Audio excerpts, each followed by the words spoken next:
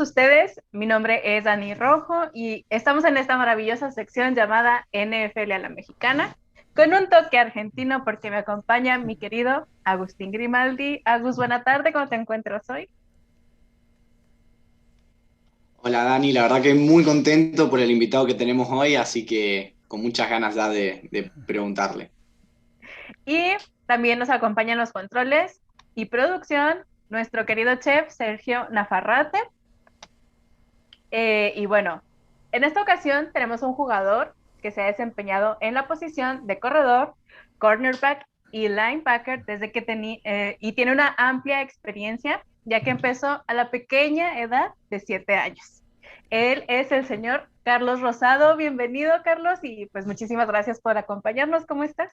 Hola, gracias aquí por la invitación. Bueno, ya exjugador, ya me retiré hace algunos años y ya esas posiciones, bueno, jugué de todo, de chavito, de receptor, de ala cerrada, de corredor y todo. Pero ya después me desempeñé como receptor. Muy bien. Perfecto. Carlos, voy a hacer una breve introducción sobre tu persona para las personas que quizás por ahí no te conozcan o para refrescarle algún que otro dato. Ujú. Nacido el 8 de septiembre, al igual que nuestro productor el Chente, al cual le mandamos un saludo. Ya desde chiquito empezaste jugando en los Pumitas Azules de la UNAM. También jugaste una temporada en los Centinelas de CGP, en Forajidos, y en la intermedia con los Alquimistas de Ciencias Químicas y Veterinaria. Además, licenciado en Administración de Empresas, ¿no? Sí, sí, exacto. En la Universidad de las Américas, ahí me gradué. Toda una vida jugando al fútbol americano. Ujú. ¿Cómo ha sido tu experiencia? ¿Cómo ha sido tu vida alrededor del fútbol? Bueno, yo empecé a los 7 años y desde muy pequeño, mi papá era exjugador de fútbol americano aquí en México, jugaba en las Águilas Reales. No lo vi jugar, yo todavía no nacía cuando él terminó su elegibilidad y bueno, después fue coach, entonces estaba alrededor de los campos, ahí iba con él, lo acompañaba a los entrenamientos, estaba muy pequeño y él fue el que me llevó justamente al campo de entrenamiento a jugar fútbol americano y empecé a los 7 años de edad. Desde ahí me enamoré del deporte, me gustó mucho y bueno, más adelante también seguía siendo aguador de los equipos de Liga Mayor, el equipo del cual éramos semilleros eran las Águilas Reales y entonces estaba ahí alrededor de los jugadores y bueno, mi meta siempre había querido ser jugar fútbol americano y jugar en Liga Mayor. Y poco a poco como fui creciendo, bueno, las expectativas fueron creciendo, ya no quería ser no solamente jugador de México, sino también irme a jugar a la NFL y bueno, luché, trabajé fuerte y tuve la oportunidad de estar 7 años en la NFL Europa y en un training camp con los Jets de Nueva York. Oye, sí, de hecho sí estaba viendo pues tu paso por la NFL de Europa que pues estuvo muy padre. Y cuéntanos, ¿cómo fue tu llegada, tu estadía en los Dragones de Barcelona?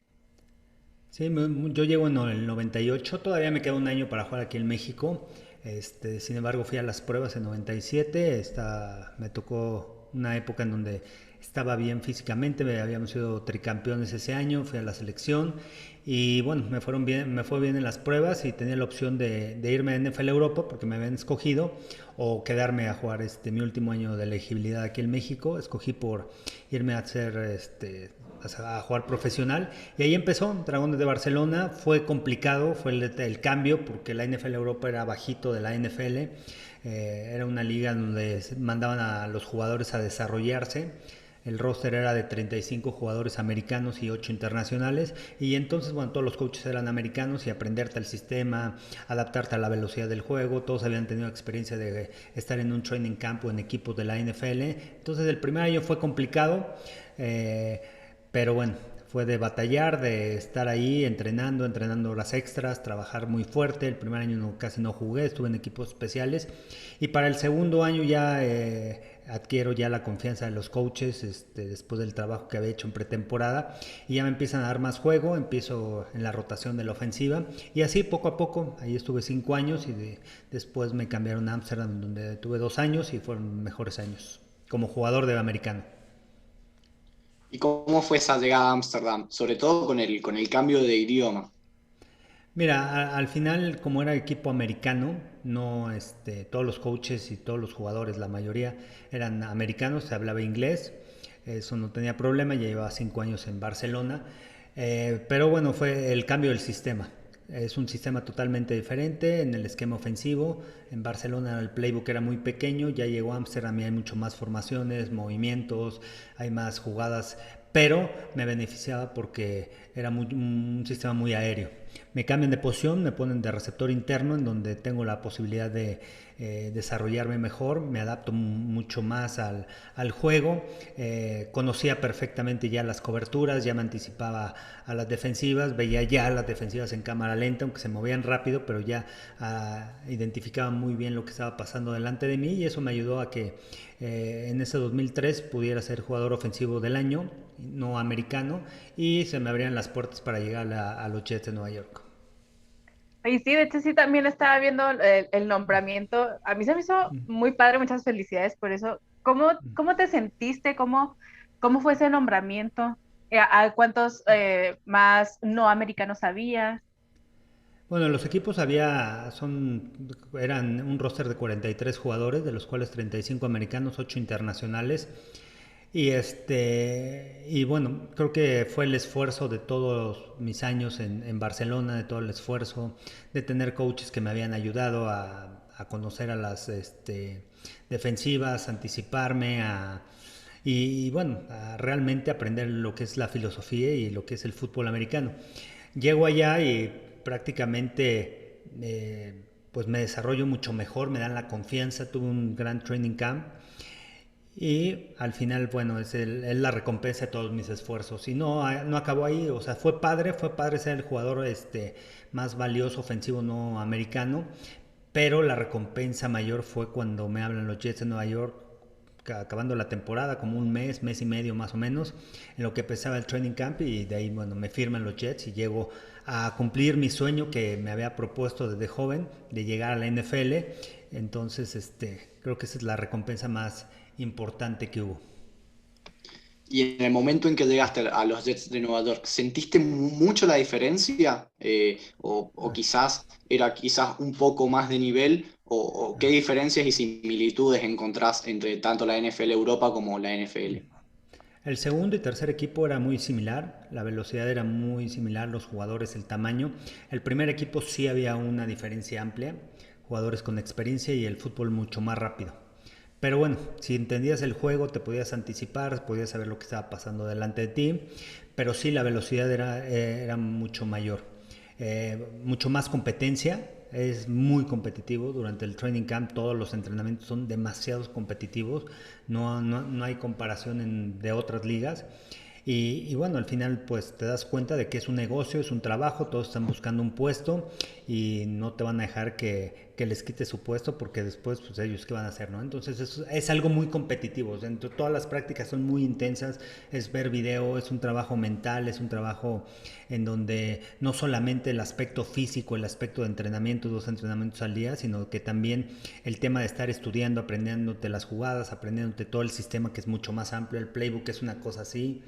Al final del training camp, para que se den una idea, nos felicitó el coordinador ofensivo Paul Hackett y nos dijo, bueno, muy bien, trabajaron muy bien.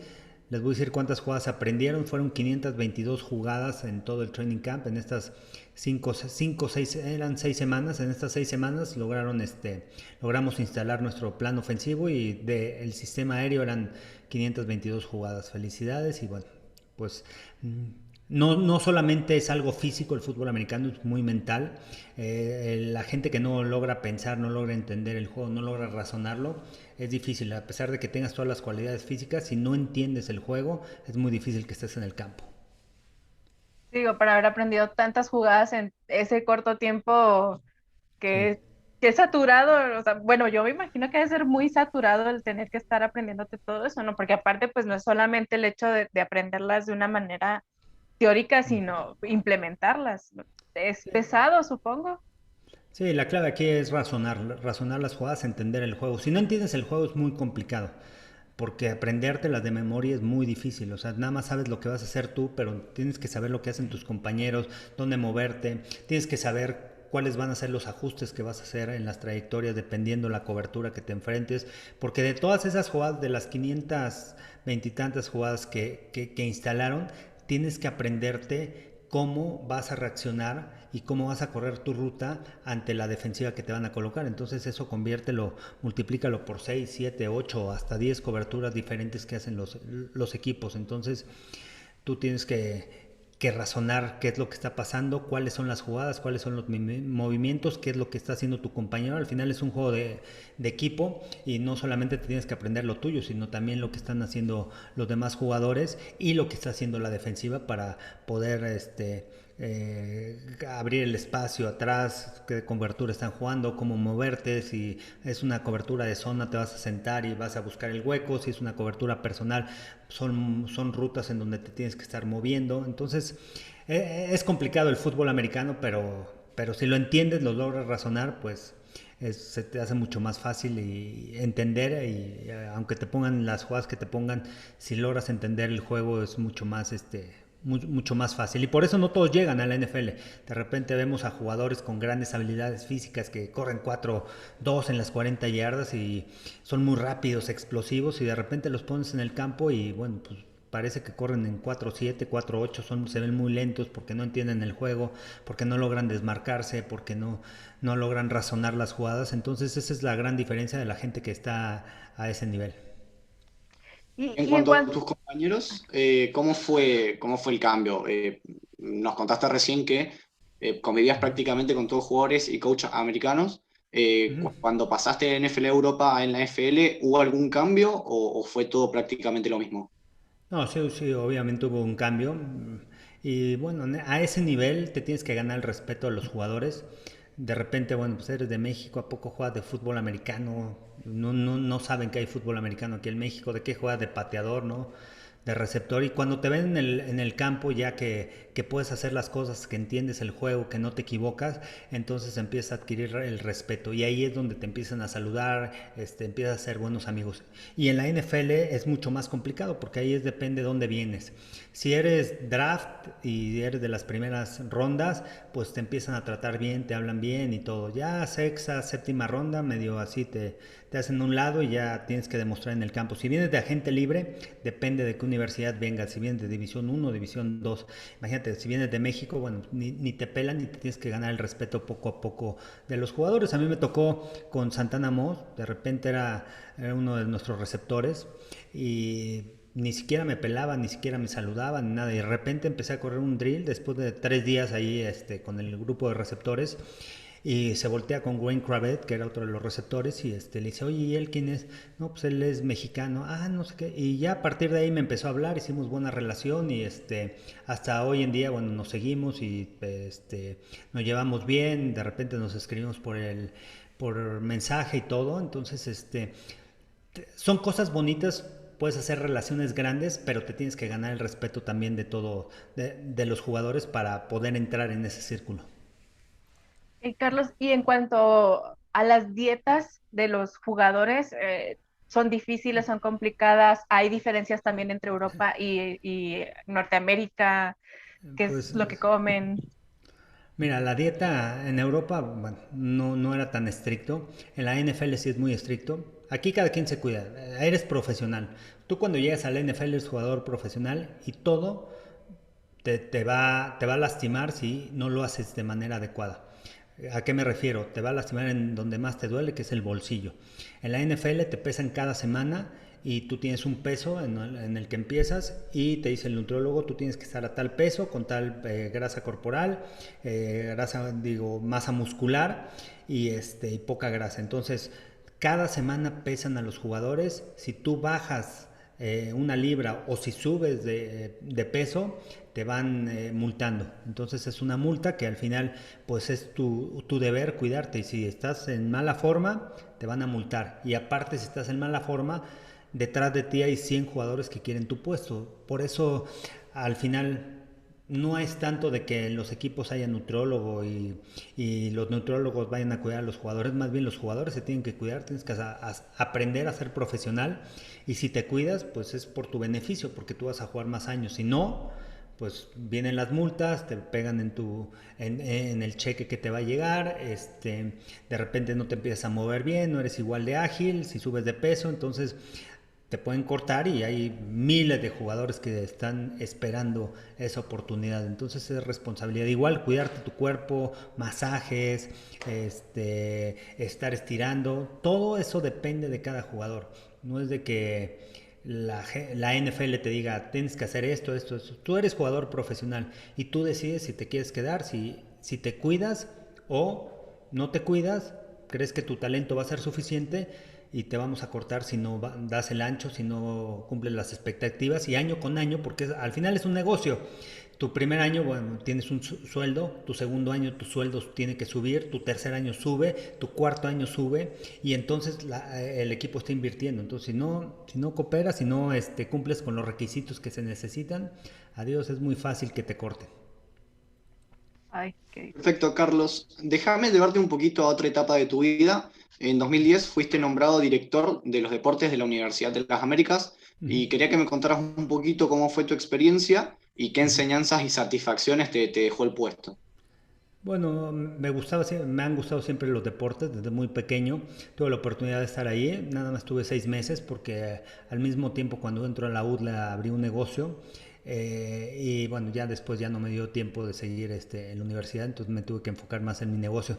Pero la satisfacción es, bueno, ver a los atletas, hablar con ellos, darles algunos consejos y ver cómo se iban desarrollando, estar en ese ambiente del deporte, de la disciplina, del trabajo intenso, ver que los equipos representativos de la universidad iban ganando medallas, participamos en un torneo que se llama Conde, que es de todas las universidades en México, trabajamos, participamos también en CONADEP y bueno, pues te das cuenta y aparte conocer otros deportes también, porque era básquetbol, taekwondo, atletismo, soccer varonil, femenil, voleibol, entonces estuvo interesante ahí esa etapa, aunque duró poco, pero el conocer los diferentes atletas, los diferentes deportes, las disciplinas, lo que involucran, los reglamentos y todo, fueron 6 meses muy buenos ahí en la Universidad de las Américas. Y en cuanto a tu tiempo con los Jets, ¿cómo fue que viviste, con qué compañeros te llevaste mejor? Mira, me llevé bien con Kevin Maguire, que es un salón de la fama, un centro que acaba de entrar, lo acaban de incorporar al Salón de la Fama. Con él desde el primer día me llevé muy bien, hubo buena relación, incluso lo vi hace 3 o 4 años en 2 Super Bowls, lo he visto, y bueno, hay buena relación con él, y con los receptores me llevaba muy bien también por la unidad, porque convivíamos más, a pesar de que había competencia, pero bueno, había buena relación también con ellos, con Wayne Cravett, con Santana Moss, con Kevin Swaney, con Curtis Conway. Había varios receptores, el grupo era un buen grupo de receptores y creo que eran con los que más me llevaba. Había unos jugadores también, un corredor, dos corredores, un corner que estuvieron conmigo en la NFL Europa y después también estuvieron con los Jets, también me llevaba muy bien con ellos. Otro liniero ofensivo también, Brandon Moore, que también estuvo en NFL Europa y también conviví mucho con ellos. Entonces, bueno, diferentes posiciones son las que me llevaba, ¿no? Y me adapté muy bien con la gente que estaba en NFL Europa, que habían vivido esa experiencia y que después habían estado con los Jets. Y, Carlos, y también, ahorita que hablamos también un poco de lo de la Universidad de las Américas, o sea, al final de cuentas sí seguiste como que un poco por ese rumbo, ¿no? Porque ahora eres entrenador de CR Academy. ¿Cómo surgió esta idea? ¿Cómo es trabajar con los jóvenes? ¿Qué te ha llenado de esta experiencia? Mira, Serra Academy la formé en 2016. Dije, quiero entrenar a jugadores, quiero desarrollar, quiero compartirles mis conocimientos y que les pueda ayudar para que lleguen al siguiente nivel. Y si no llegan, bueno, lo más alto que puedan llegar y que se puedan desarrollar como atletas, porque no solamente es el fútbol americano, yo me di cuenta que necesitas ser un atleta para poder jugar este deporte a nivel profesional. Entonces empecé a trabajar con chavos, le hablé en Ciudad de México y mi hijo jugaba fútbol americano y lo empecé a entrenar también. Y bueno, de ahí surgió también la idea de abrir en la ciudad de Puebla. Y bueno, el año pasado ya mucho más formal, ya enfocados no solamente en el atletismo, sino también en posiciones como receptores. Y tengo varios jugadores también que se están preparando y la edad perfecta, bueno, les digo que son 15, 16 años, empiezan a desarrollarse, empiezan a trabajar en sus fundamentos de cómo correr, de cómo bracear, de cómo levantar las piernas, todo el tema de atletismo, todo el tema de la velocidad lineal, la velocidad de cambio de dirección, agilidad y bueno, obviamente el trabajo de receptores con los fundamentos de cómo salir de las rutas, cómo hacer los diferentes cortes, algo que pocas veces o casi nunca te enseñan aquí en México. Yo cuando llego a NFL Europa prácticamente aprendí fútbol americano, a pesar de que hay muy buen nivel, los coaches se han capacitado mucho más aquí en México, pero los pequeños detalles todavía los dejan atrás y me he dado cuenta que el fútbol americano no avanza aquí en México por eso, ¿no? Porque no se fijan en los pequeños detalles y también el tiempo que tienen. Muchas veces ya viene la temporada y están enfocados en el sistema y no en los fundamentos de los jugadores, que al final eso es lo que marca la diferencia y es la diferencia de Estados Unidos y México. Además de la genética, de la velocidad, de la competencia en los entrenamientos, creo que también en el tema de los fundamentos estamos todavía atrás. Y esto es para impulsarlos, Para ya impulsar a sea los jóvenes. para encontrar becas aquí en universidades, Sí. para que... ¡Ay, qué padre! La verdad está muy padre. Sí, y abrirle la oportunidad a los chavos también, y cambiarles la mentalidad, ¿no? De que sí se puede, de que sí se puede hacer, de que trabajando duro, esforzándose, pueden alcanzar sus metas. Bien, Carlos, te quería pasar un poquito a otro aspecto de tu vida. ¿Cómo es trabajar en Fox Sports? Mira, al principio fue muy complicado, yo ni siquiera estudié comunicación, en el 2013 entro y la verdad muy complicado para mí, el estar enfrente de las cámaras, el tema de la televisión es algo muy rápido, que tienes muy poco tiempo y de repente tienes muchas ideas y ves los partidos, entiendes, yo ya entendí el juego, o sea, lo veía, puedo ver el juego en la televisión, entiendo las coberturas y todo, pero a veces no sabes cómo comunicar. Y bueno, como el fútbol americano lo que me enseñó es trabajo y entonces dije, tengo que hacer algo para sobresalir dentro de de Fox Sports, para ser un mejor analista, para poder hablar enfrente de las cámaras, empecé a tomar cursos, gracias también a la NFL, este, hay diferentes programas para desarrollar a los jugadores o exjugadores de la NFL y entonces yo apliqué, me fui a dos Broadcast Bootcamp en donde te desarrollan con los productores de Fox Sports en Estados Unidos, con ESPN, con NFL Network y son campamentos de 3 días y te enseñan todo lo que es podcast, televisión, radio, cómo desarrollarte en las cámaras. Estaba James Brown, que es uno de mis mentores. Entonces, bueno, pues me puse a trabajar, me puse a investigar, apliqué a diferentes cursos y me empecé a preparar. Y eso es lo que me ha ayudado a ir poco a poco creciendo dentro de la cadena desde el 2013. Hasta, bueno, ya haber estado como analista en 3 Super Bowls dentro del palco. Qué padre esa experiencia de haber narrado los Super Bowls, que, ¿cuál fue así como que una de las experiencias que más te gustó o la jugada que recuerdas haber narrado como que con más intensidad? No, bueno, los 3 Super Bowls que he narrado, el primero, bueno, obviamente estaba muy nervioso, el primero que me subían al palco, me daban la oportunidad, fue en Atlanta. Después, el otro en dónde fue. Después de Atlanta, el 54 fue. Ah, el 54, bueno, fue en Miami.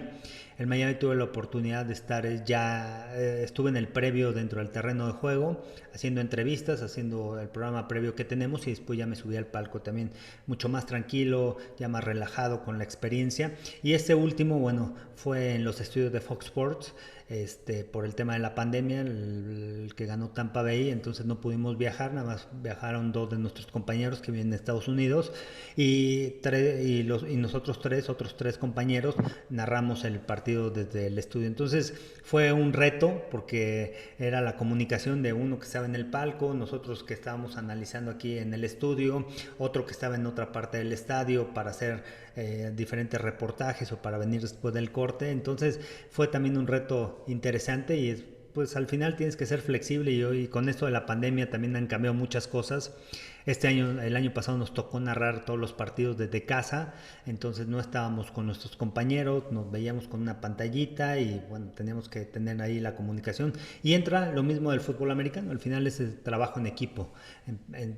De todo trabajo, porque uno es el que lleva el play by play, el otro el analista, quién va a hablar, a qué horas hablas, y bueno, tienes que hacer un trabajo en conjunto con la producción y con tus compañeros para que la transmisión salga adelante. Y bueno, ahorita que estamos hablando también de esto, me lleva a la siguiente pregunta que la verdad tenía muchas ganas de hacer. Me interesa mucho la respuesta que es, ¿cómo se forma Buenos Días Fútbol? Porque me encanta el panel que tienen. Bueno, somos amigos, somos jugadores, bueno, exjugadores que estuvimos en la NFL Europa y que estuvimos en la NFL. Y empezamos el proyecto, lo empezamos Marco Martos y yo una vez platicando, oye, vamos a hacer un programa y no sé qué.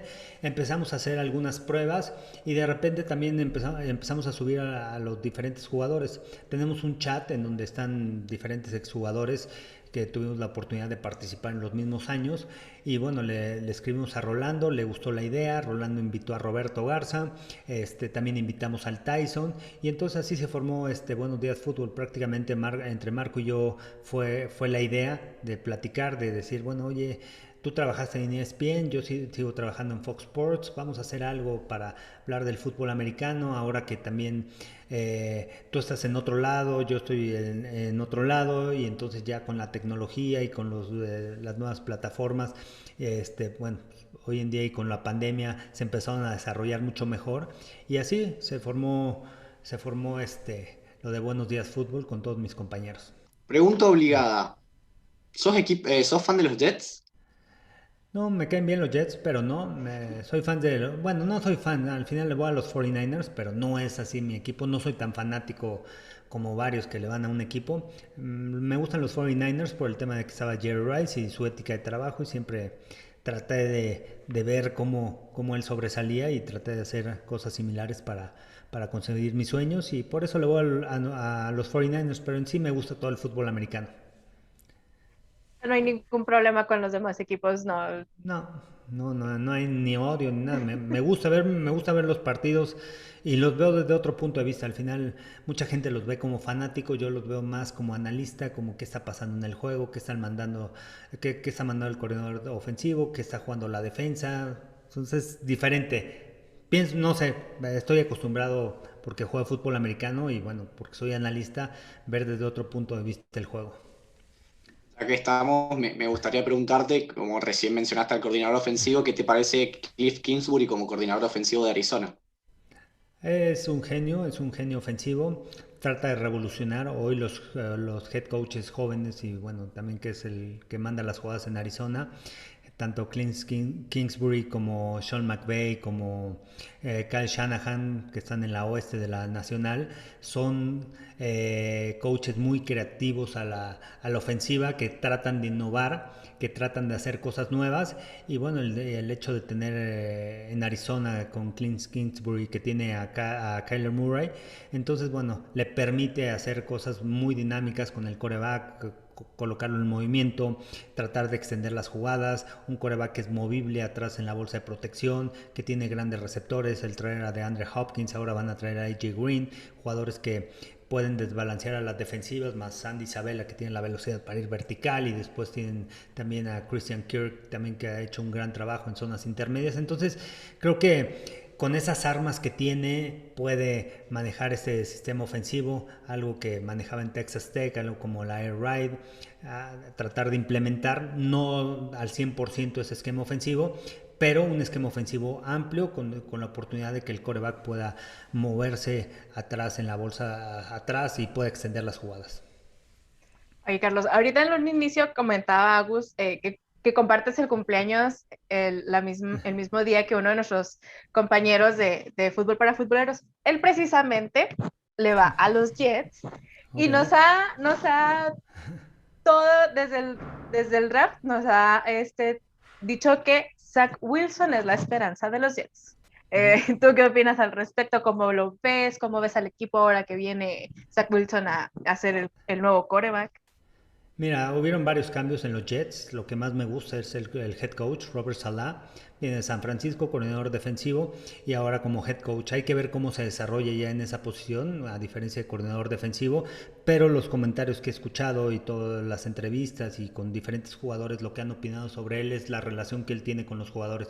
Y eso es algo que le faltaba a los Jets.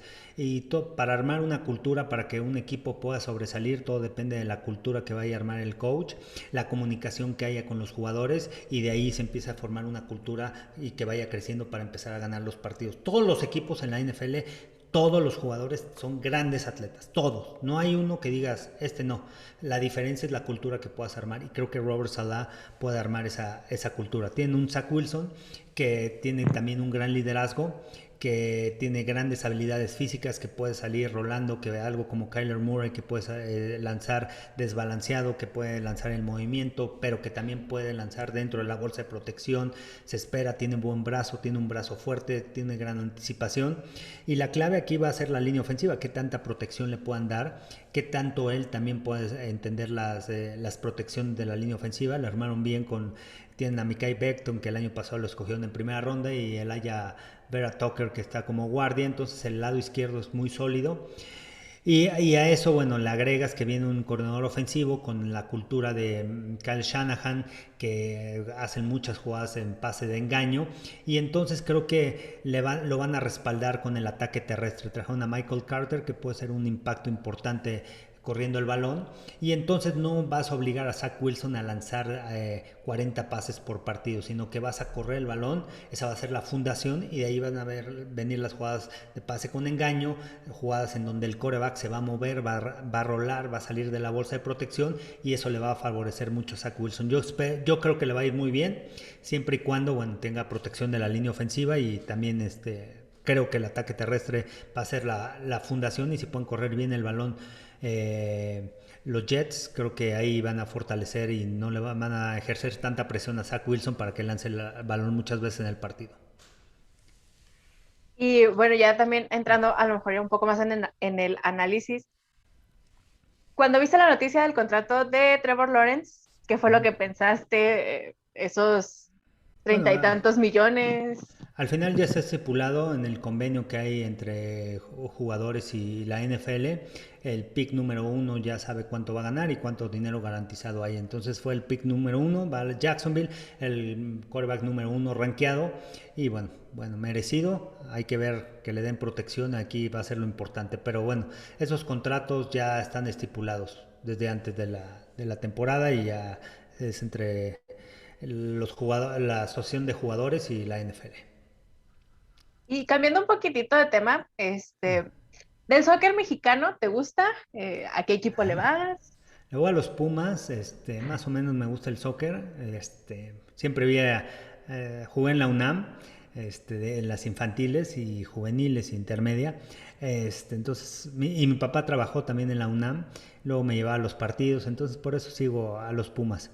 Este año seguí un poquito más la liguilla y todo, fui a algunos partidos al final, pero no la sigo tanto.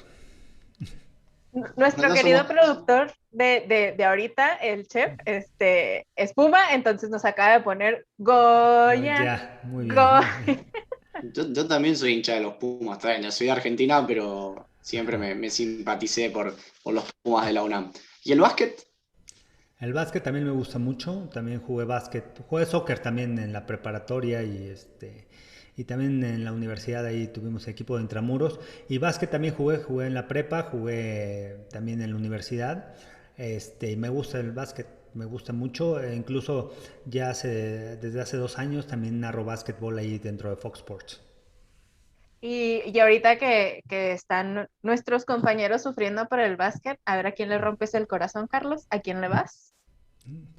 Tampoco tengo equipo de básquet, le iba a los Bulls de Chicago, pero en sí me gusta también ver el juego. Lo veo con otros ojos, me gusta el espectáculo que dan los jugadores de la NBA. Realmente es impresionante lo que hacen, y bueno, ahorita con las finales, los Suns contra los Bucks está bueno, ¿no? Y gran temporada que tuvieron los Suns este año. Eso sí. Ya para ir, pues, ya entrando más a la final de la entrevista, piso y techo de los Jets y de los 49, que son como por los que más te inclinas. Los 49 creo que pueden ganar su división.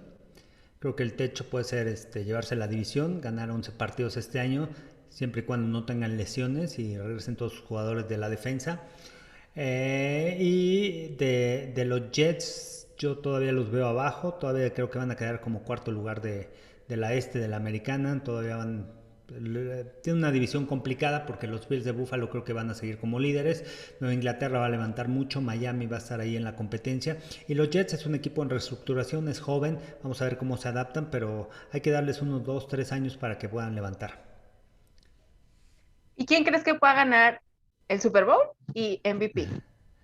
El Super Bowl yo creo que otra vez puede ser Kansas City contra Bucaneros. Bucaneros tiene mucha oportunidad por el hecho de haber firmado a sus titulares ofensivos, defensivos, ya se conocen y no solamente eso, es el intangible más importante que es la confianza de que ya ganaron el Super Bowl y de que cada vez que se enfrenten y que vayan al terreno de juego ya saben lo que puede pasar, saben venir y saben trabajar sobre la adversidad, creo que esa es una ventaja que tienen.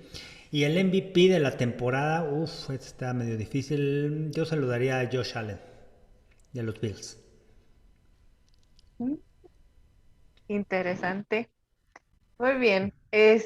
Pues bueno, ya con esto concluimos esta agradable entrevista. Muchísimas gracias, Carlos, por Gracias. estar platicando aquí un pequeño rato con nosotros, pero antes de terminar, me gustaría que les dijeras un consejo o algunas palabras a quienes quieran dedicarse, ya sea como jugador profesional o como analista deportivo. Bueno, pues a todos y en general a toda la gente que quiere o que tiene un sueño en la vida, trabajen por ello, esfuércense, nada es fácil, nada es de gratis, tienen que trabajar muy fuerte, si se les abre la oportunidad tienen que estar listos, pero no es el final, sino tienen que seguir trabajando para mantenerse ahí y todo se puede. Tienen que saber también cuáles son sus habilidades, cuáles son sus talentos y trabajar en las cualidades que cada uno tiene, en las virtudes, en los defectos y bueno, en sus debilidades y en sus fortalezas también, ¿no? Es un trabajo de día a día, tienes que trabajar, tienes que amar lo que haces y si amas lo que haces, al final es lo que te va a motivar a seguir trabajando día con día. Perfecto, Carlos, la verdad que un gusto haber charlado con vos. Ya nos estamos despidiendo. Un saludo, Dani. Un saludo para vos, Carlos, también. Un saludo al chef que nos está haciendo el aguante desde los controles. Síganos en todas nuestras redes sociales. Esto ha sido Fútbol para Futboleros y muchas gracias por sintonizarnos.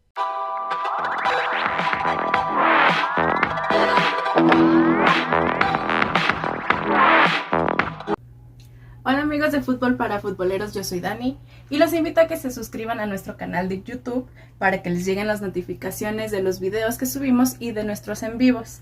Así también los invito a que nos sigan en nuestras redes sociales, Facebook, Instagram y Twitter, para que chequen el contenido que tenemos para ustedes, para que nos conozcan un poco más y chequen las nuevas secciones.